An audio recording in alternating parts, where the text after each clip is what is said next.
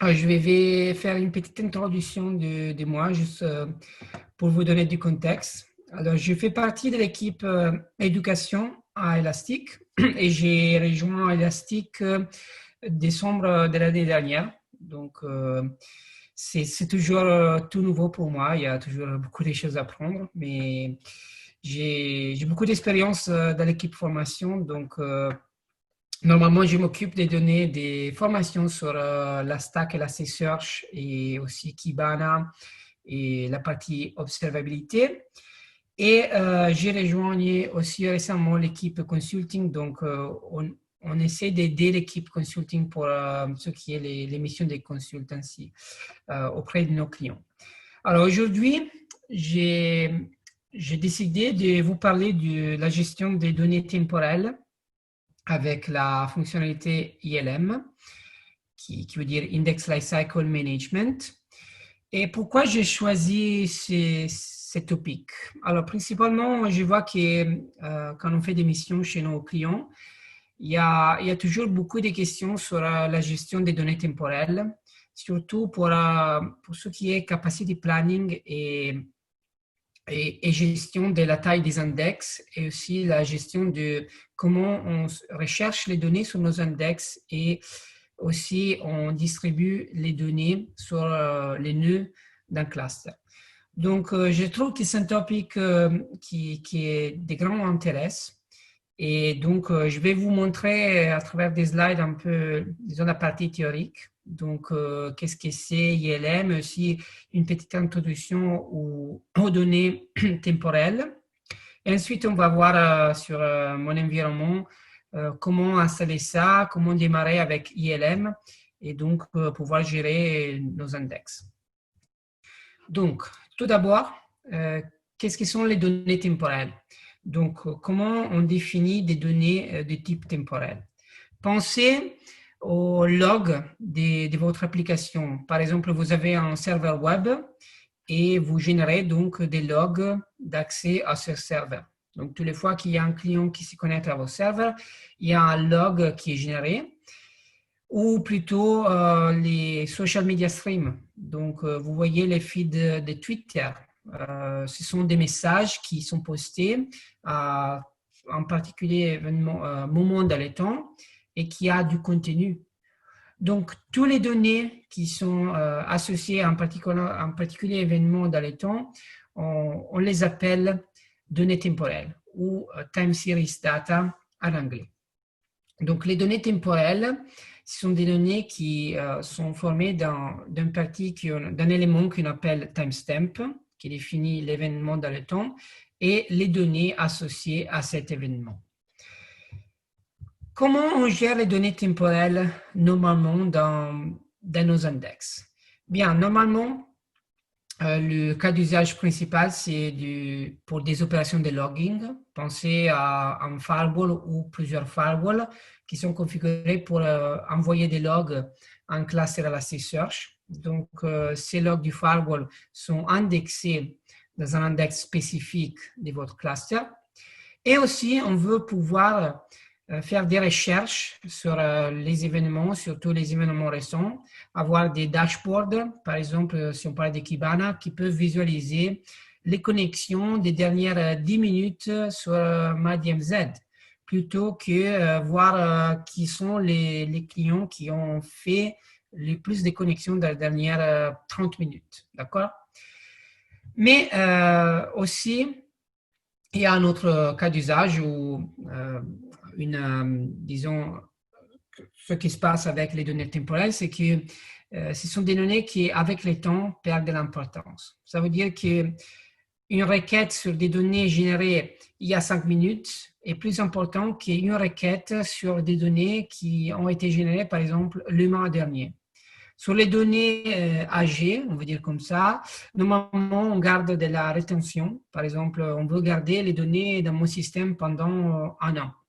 Donc, je dois quand même dédier de l'espace disque à ces données et pouvoir les garder surtout au niveau des lois. Parce que vous pensez à la GDP en Europe, donc on nous oblige de garder les données pendant un certain temps pour éviter des amendes. Donc, c'est très important.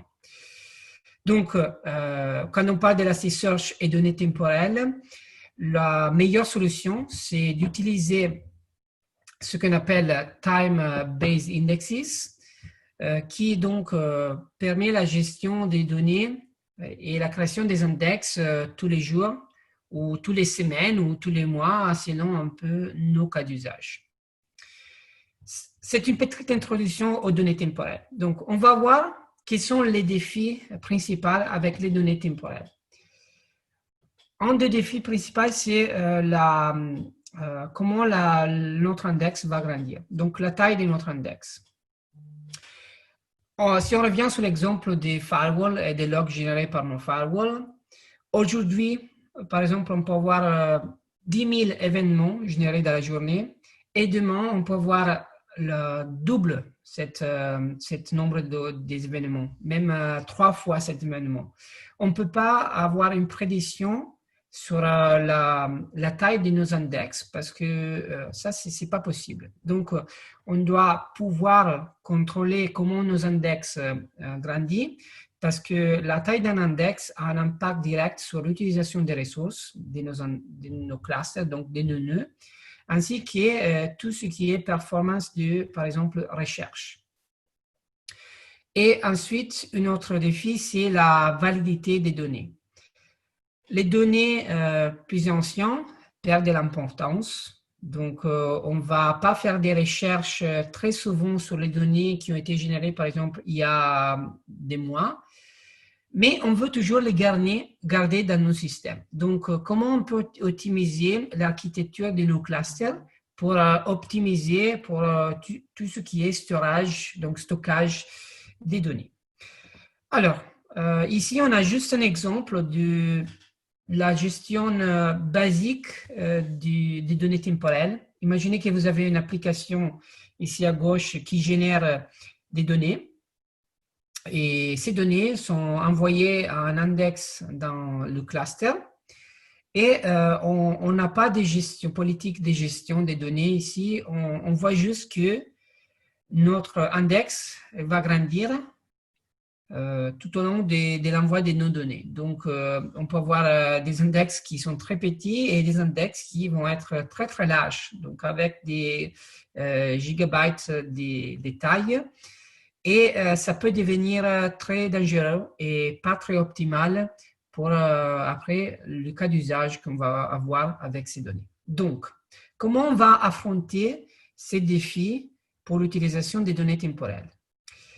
Tout d'abord, comment on peut gérer la taille de nos index?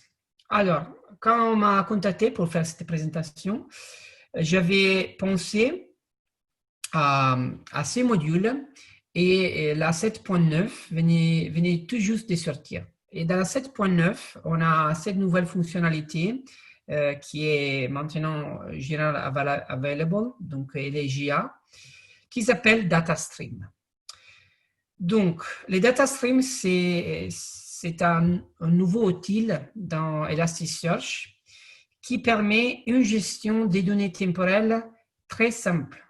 Donc, ça nous permet de définir un élément avec un nom et pouvoir assigner cet élément à notre application pour l'envoi des données.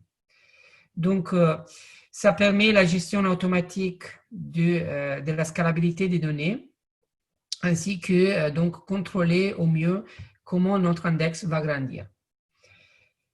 Si vous aviez utilisé Elasticsearch déjà avant ou déjà commencé à travailler avec ILM, avant la version 7.9, peut-être vous aviez utilisé des alias. Eh bien, les data streams sont vraiment très proches des alias, mais ils sont un outil à part. Donc, ils gèrent la création des index, la gestion des index d'écriture et de lecture dans une façon totalement transparente pour l'utilisateur. Et donc, les data streams sont vraiment très intéressants pour l'utilisation avec la fonctionnalité ILM qu'on verra plus tard. Juste pour vous donner du contexte, comment il est organisé un data stream. Donc, un data stream est considéré comme un groupe d'index qu'on appelle baking indexes. Et toutes les fois que, donc, au moment de la création du data stream, on n'aura qu'un baking index. Et au fur et à mesure que nos données sont envoyées vers le data stream, et donc nos data streams vont grandir, on pourra définir la création des nouvelles baking index ou envoyer les nouvelles données. Donc, c'est le data stream qui gère automatiquement les process d'écriture ainsi que les process de lecture. Donc, pour les process d'écriture, on aura toujours un seul index actif, l'index qui reçoit les nouveaux documents. Et pour les process d'écriture, on pourra toujours, de lecture, on pourra toujours lire sur tous les index qui font partie du data stream. Donc, pour revenir à nos points sur la gestion de la taille de nos index, on pourrait configurer une application pour utiliser un data stream et ensuite définir une politique de rollover sur ce data stream. La politique de rollover, qui utilise l'API rollover, nous permet de définir des conditions pour lesquelles, si l'index, par exemple, il attend une taille spécifique ou il est âgé de plus de 10 jours ou par exemple il a plus de 10 000 documents, donc cet index va être fermé ou va devenir, on va dire qu'on va faire une opération de rollover où un nouveau baking index vient d'être créé. Tous les nouveaux documents vont être envoyés vers le nouveau index et l'ancien index qu'on avait avant, il reste toujours associé au data stream et peut être utilisé pour les opérations de lecture. Donc, on se retrouvera d'ici peut-être quelques semaines ou quelques jours avec plusieurs baking indexes avec une taille maximum spécifique qui est définie par nos rollover API. Et ça, c'est le premier point pour la gestion de la taille de nos index. Deuxième point, comment on peut gérer l'allocation des ressources? Est-ce qu'on peut définir une architecture du cluster pour pouvoir au mieux utiliser les ressources de nos nœuds? Alors, c'est là qu'on parle de hot, warm et cold architecture. Alors, c'est juste une convention, d'accord? Donc, c'est une convention qui a été introduite pour la gestion des données temporelles. Alors, est-ce qu'on peut définir les nœuds de nos clusters pour être utilisés seulement selon différents cas d'usage? Par exemple, on pourrait définir des nœuds comme hot nodes. Ce sont des nœuds qui vont recevoir tous les nouveaux documents. Donc, on va effectuer beaucoup d'opérations d'indexation sur ces nœuds. Et après, on peut définir des nœuds qui vont, par exemple, être utilisés seulement pour du stockage des anciens index, donc des index qui ont, par exemple, qui sont plus âgés et qui sont recherchés moins fréquemment. Et au final, on pourrait avoir des nœuds qu'on va définir cold nodes, qui vont par exemple être utilisés pour faire du stockage à long terme, donc faire de la rétention. Par exemple, vous voulez garder des données pendant 3 ans, mais vous voulez que ces données occupent vraiment un espace disque très limité et aussi ne vont pas trop impacter sur l'utilisation des ressources, notamment la mémoire et la CPU de vos nœuds. Donc, on pourrait stocker ces données dans des nœuds qu'on va appeler cold nodes. Et c'est une convention. On l'appelle hot, warm, cold, c'est juste pour la faire simple, mais vous pourriez l'appeler un peu comme vous voulez, d'accord? Vous pourriez choisir les noms que vous voulez. Donc, pour aller définir ça au mieux, on pourrait avoir, par exemple, des autres nœuds, les nœuds utilisés pour recevoir tous les nouveaux documents. Donc, les autres nœuds, ce sont des nœuds qui ont besoin de beaucoup de CPU et beaucoup de throughput des I/O. Ça, c'est parce que l'opération d'indexation est une opération qui demande vraiment beaucoup de ressources à ce niveau.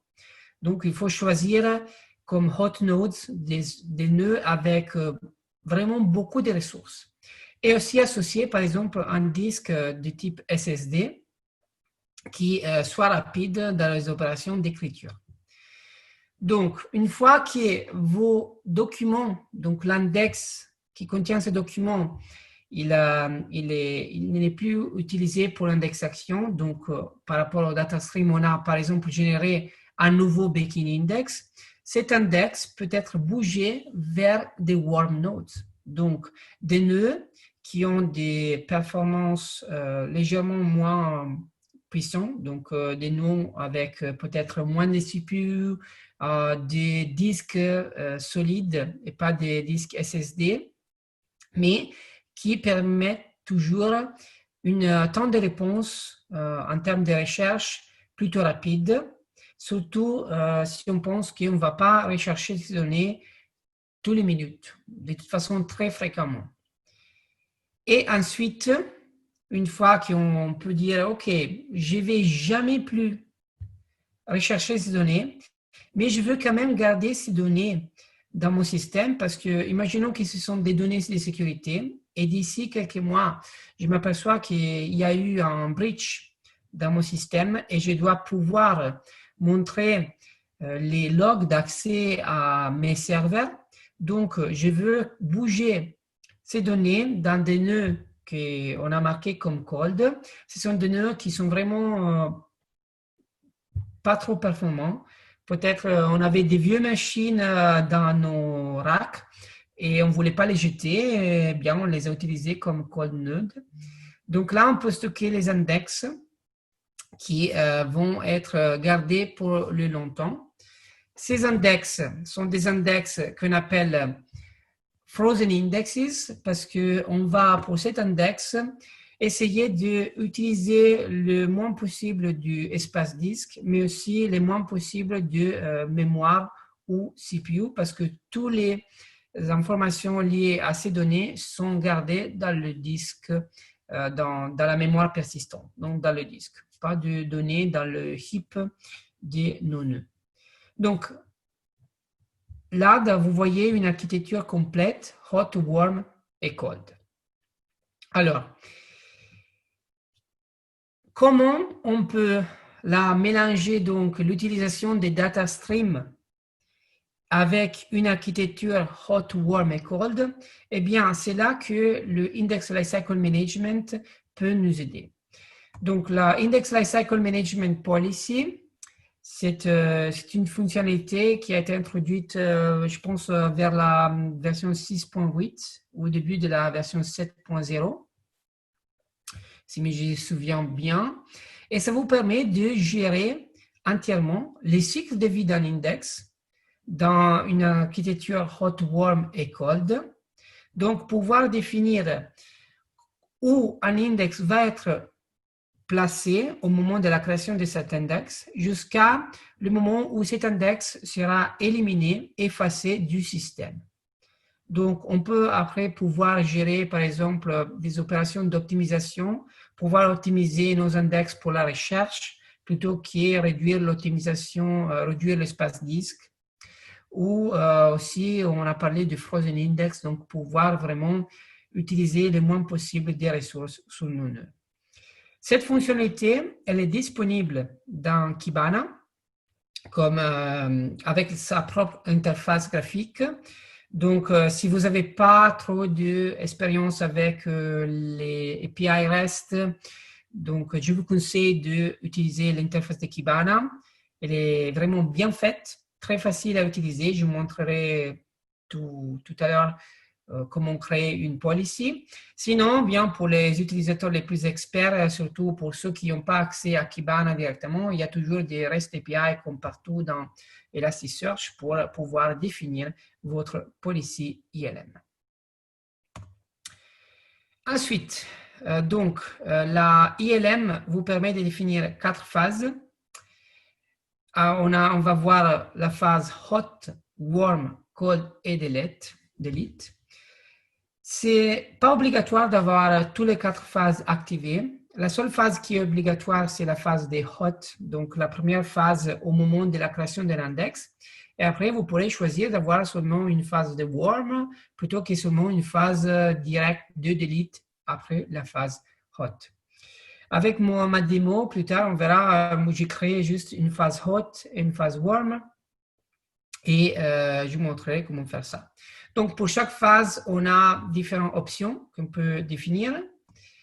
Et là, c'est juste pour vous montrer que certaines des options sont, par exemple, on peut éviter de configurer certaines options ou plutôt avoir l'utilisation des options complètes. C'est vraiment à votre disposition. OK. Donc là, j'ai juste 2-3 slides pour vous montrer où on peut trouver la Index Lifecycle Policy, donc la partie de Kibana pour la gestion des policies. Et là, on voit les étapes pour définir nos policies d'ILM ainsi que le cycle de vie complète de nos index. On verra ça vraiment hands-on avec ma démonstration. Donc, l'idée, c'est qu'il faut créer tout d'abord une policy qui définit les phases qu'on veut utiliser et les actions pour chaque phase. Ensuite, définir un index template qui va spécifier des réglages par défaut et aussi assigner la nouvelle police qu'on vient de créer au nouveau data stream qui vont être créés. Et ensuite, démarrer les process en créant un data stream ou commençant à envoyer un document vers un data stream spécifique. Et ensuite, on pourra voir automatiquement comment les index bougent à travers leur cycle entier de vie, géré automatiquement par nos policies ILM. Donc, mon environnement de démo, alors qu'est-ce qu'on va voir aujourd'hui? On a un cluster, j'ai installé un cluster à local sur ma machine avec 5 nœuds et j'ai 2 de ces nœuds marqués comme hot nœuds. Vous pouvez définir ça comme un attribut, d'accord? C'est une propriété qui vous définit pour chaque nœud, qui va identifier les nœuds. C'est comme un taguer vos nœuds. Et ensuite, j'ai tagué les 3 restes de nœuds comme nœuds de type warm. Donc, je vais avoir que 2 phases. Non, actuellement, je vais avoir 3 phases dans mon ILM. Je vais avoir une phase de hot, une phase de warm et finalement une phase de delete. Donc, ce qu'on va voir ici, je vais par exemple envoyer des documents vers mon nouveau data stream que j'appellerai Demo Meetup. On verra qu'il y a un nouveau baking index est créé pour ce data stream. Ce baking index va garder tous les documents que j'envoie à Elasticsearch jusqu'à que ce baking index rejoigne une taille spécifique comme définie par la policy ILM. Donc, ensuite, ce qui se passe, c'est que je vais bouger mon index Demo Meetup 0001 vers des nœuds de type warm. Et dans la phase de type warm, je vais aussi pouvoir faire du shrinking. Shrinking, ça veut dire réduire la taille, le nombre des chartes primaires de mon index pour optimiser l'utilisation du ressource sur mes nœuds et pouvoir aussi, par exemple, augmenter le nombre de réplicas shards pour pouvoir optimiser les throughputs de recherche. Et donc, tous les nouveaux documents vont là en ce moment être envoyés vers le nouveau baking index qui est créé automatiquement pour l'option des rollover associés au data stream. Et j'ai aussi défini une policy de delete que après 3 minutes après la phase des rollover de mon index, l'index que je vais shrinker va être effacé du système. Donc là, je vois que si j'attends un petit peu, on essayera d'attendre juste 3 minutes dans ma démo, l'index va être donc éliminé. OK? Et donc, tout ce cycle de vie va être complètement automatique. Donc, vous ne devrez vraiment rien faire ici, sinon regardez que votre index vient d'être créé, que vos documents sont envoyés au bon index et que vous pouvez quand même en même temps rechercher sur vos données. OK? Sur la totalité de vos index dans le DataStream. Donc, je passe aux démos. Alors là, dans ma démo, j'ai déjà installé un cluster. Et dans mon cluster, vous avez vu, j'ai 5 nœuds.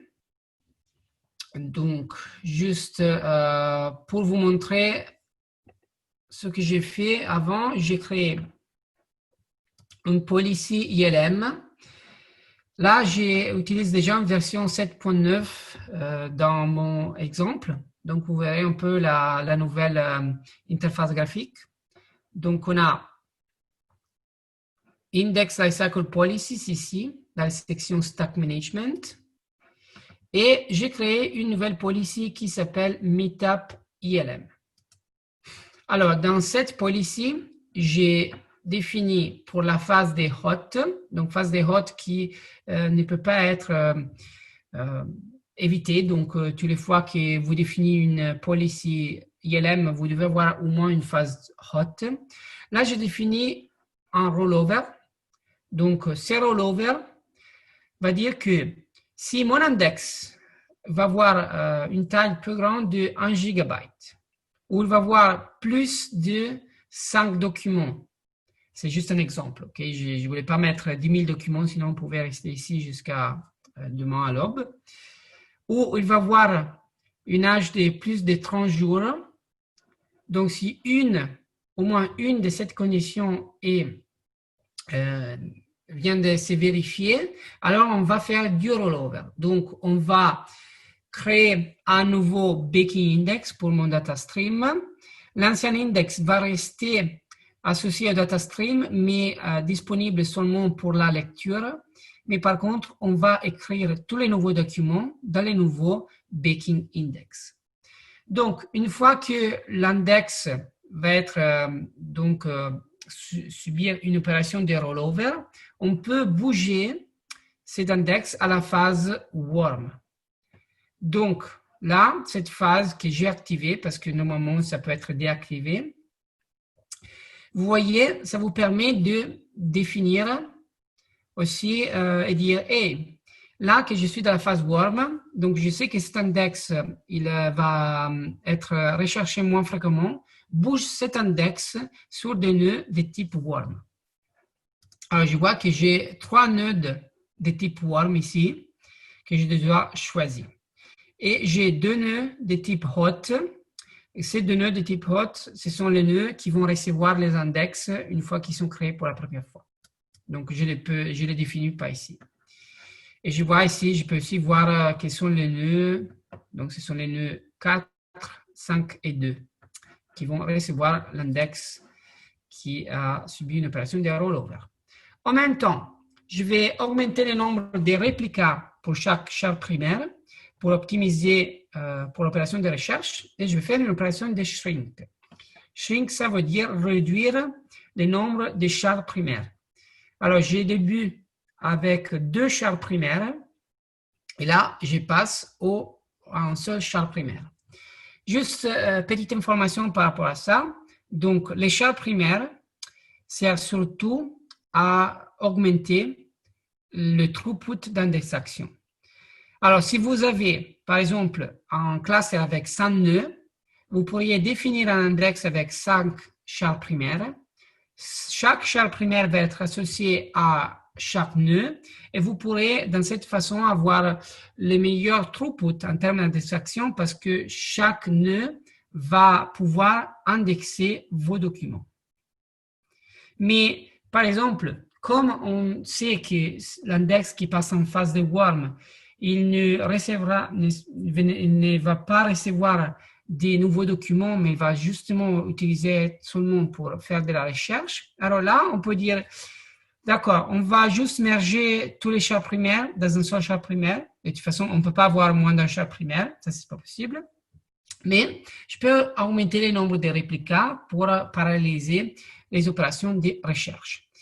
Alors, il faut avoir ou définir un nombre de réplicas qui est égal maximum au nombre de nœuds.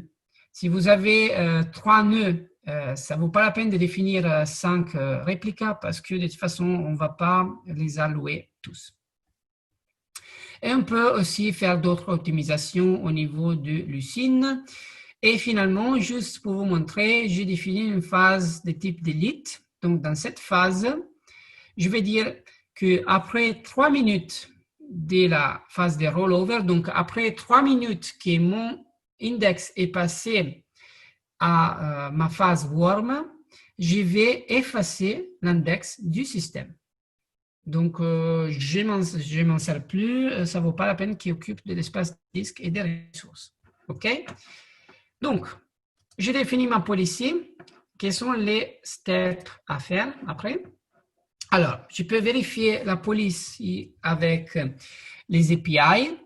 Donc, il y a une API underscore ILM qui permet de vérifier les configurations pour une policy spécifique. Donc, ma policy meetup ILM. Et bon, on peut les voir ici, tout ce que je vous ai montré. Et le premier step à faire, c'est définir un template pour associer une policy à tous les nouveaux index qui sont créés pour une certaine application, par exemple. Alors, pourquoi utiliser des templates?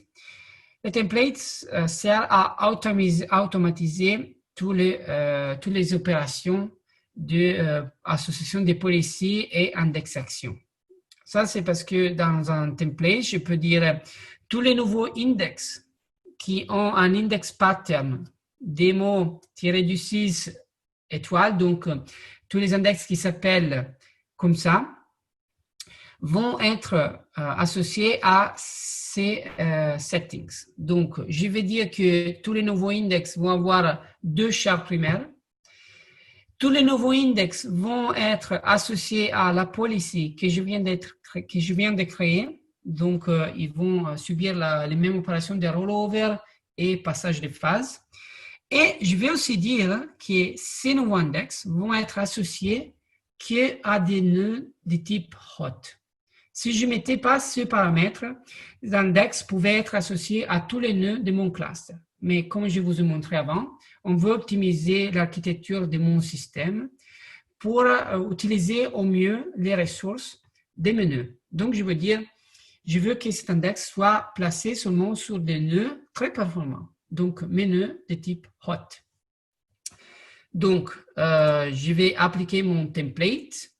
Et là, pour démarrer la machine, ce que je dois faire, c'est soit créer un data stream. Souvenez-vous, là, on parle de data stream. Donc, soit définir un data stream vide. Donc, le nouveau data stream va être créé et va être appliqué à ce template. Donc, il va démarrer le process entier de ILM. Ou je peux, en même temps que je crée le data stream, envoyer aussi un document. Donc, je pourrais faire un post de ces documents. Et là, vous voyez, j'ai envoyé un document au data stream d'Imo Meetup. Là, je vois que ce document a été indexé dans un index qui s'appelle .ds d'Imo Meetup 00001. Ça, c'est un nom qui est géré automatiquement par le data stream, nom qui est utilisé aussi pour la policy ILM et l'API des rollover. Donc, avant, quand on gérait les alias, on devait, nous, créer des index avec cette convention pour pouvoir les utiliser dans des rollover API. Là, si on utilise des data streams, tout est automatisé. Nous, on doit juste envoyer les documents au data stream et c'est Elasticsearch qui s'en charge de tout. Donc, je pourrais faire une recherche sur mon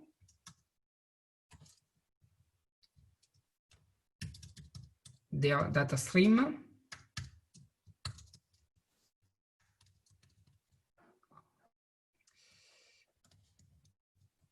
Voilà. Donc, je vois que je retrouve bien un document qui appartient à cet index.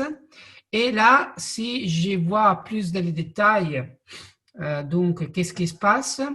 Je peux voir que pour ce data stream, la policy ILM, en ce moment, me dit que cet index, il est en phase hot et il donc va vérifier avec un certain intervalle de temps que mon index est au moins 5 documents ou il est au moins 30 jours ou une taille de 1 gigabyte.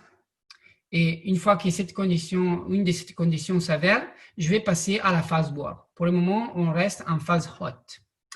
En même temps, je peux voir ici que si je prends une API pour vérifier l'allocation des shards, je vois que les shards associés à mon index, donc j'ai 2 shards primaires et un réplica shard pour chaque primaire, sont associés à des nodes de type hot. Donc les nodes 1 et les nodes 3. OK, ça c'est parce que j'ai renforcé cette configuration, cette distribution des shards. Ensuite, on va voir qu'est-ce qui se passe. On va envoyer au moins 5 documents.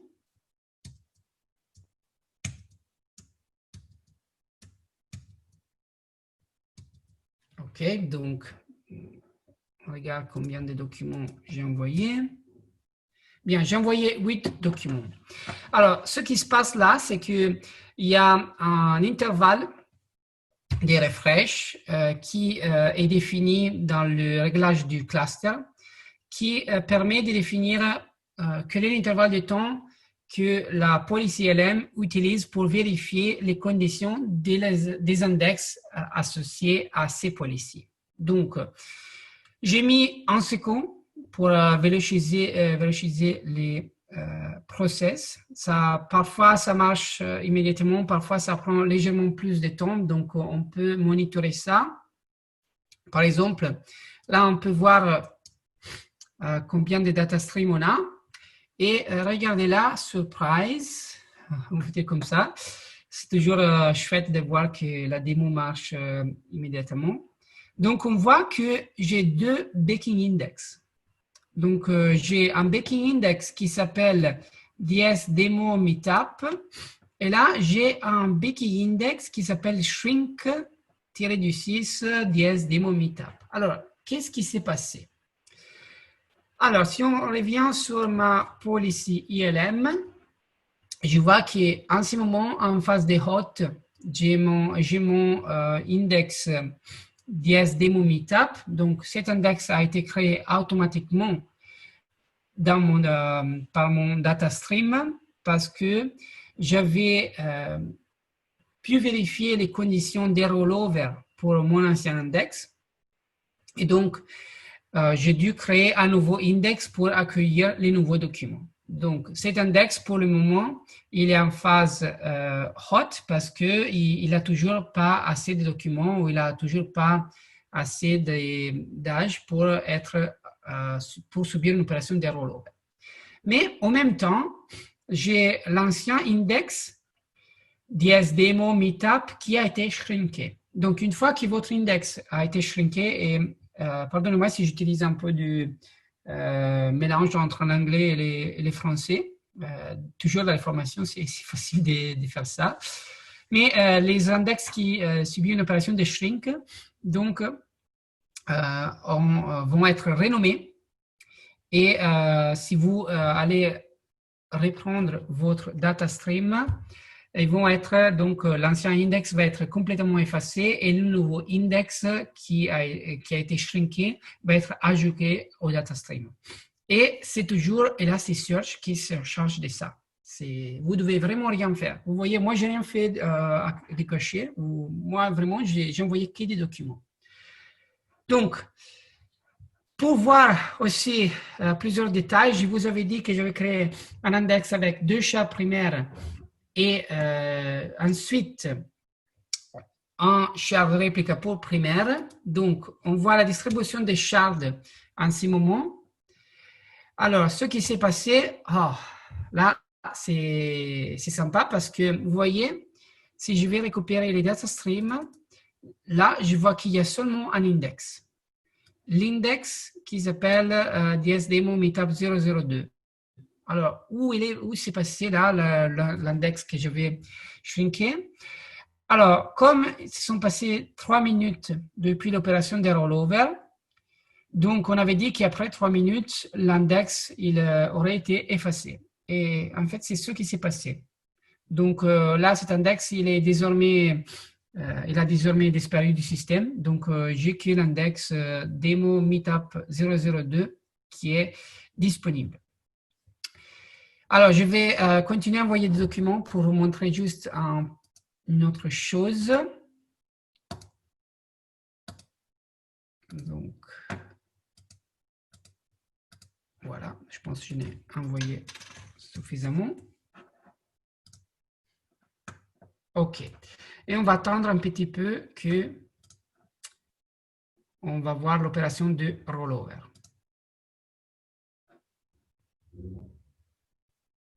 OK. Je pense que voilà. Donc là, en ce moment, je vois que le nouveau index a été créé. Donc, pour le moment, je ne vois pas encore d'index en modalité shrink parce que ça prend du temps, parce que ce qui se passe pour le shrink, c'est qu'on doit bouger l'index sur tous les nœuds de type worm et après aller pouvoir réduire le nombre de shards primaires et augmenter le nombre de réplicas comme je définis dans ma policy. Donc, ça prend du temps, mais juste un petit peu. Après, vous voyez que ça a bien été shrinké. Donc, avant, je voulais montrer que si on regarde la distribution des shards, là, finalement, je vois que mon nouveau index de data stream, il a été bien associé au node de type hot, mais mon index qui a été shrinké donc dans la phase worm, ici, il a été associé à des nœuds de type worm seulement. D'accord? Donc, cette distribution a été faite par mon master node automatiquement. Et si je vois ici juste les settings de mon index shrinké, je vois qu'il y aura que un shard primaire seulement parce que j'avais modifié ça au moment de l'opération de shrink et de réplica pour primaire. OK? Et avantage d'utiliser des data streams, c'est que si vous voulez faire des recherches sur la totalité de vos index, eh bien, vous pourrez utiliser le nom du data stream au moment de la recherche et vous verrez que les résultats retournés, en fait, ce sont des résultats qui sont contenus de l'index shrinked et aussi les résultats, bien, je n'ai pas encore de nouveaux documents, là, je vais l'envoyer. Je vais refaire la recherche. Et donc aussi les résultats qui sont contenus dans le nouveau index. Donc, en fait, au moment de la recherche, je prends tout. Sauf si je spécifie un index ici, spécifique, plutôt qu'utiliser les data streams. OK? Je pense que c'est tout de mon côté. J'ai tout couvert. Est-ce que vous avez trouvé ça intéressant? Excellent, c'est super. Moi, j'ai appris plein de trucs aussi, donc c'est vraiment chouette. Merci à tous, bonne soirée, et puis merci Alessandro encore et à une prochaine fois. Merci David et merci à tous. Au revoir, bonne soirée.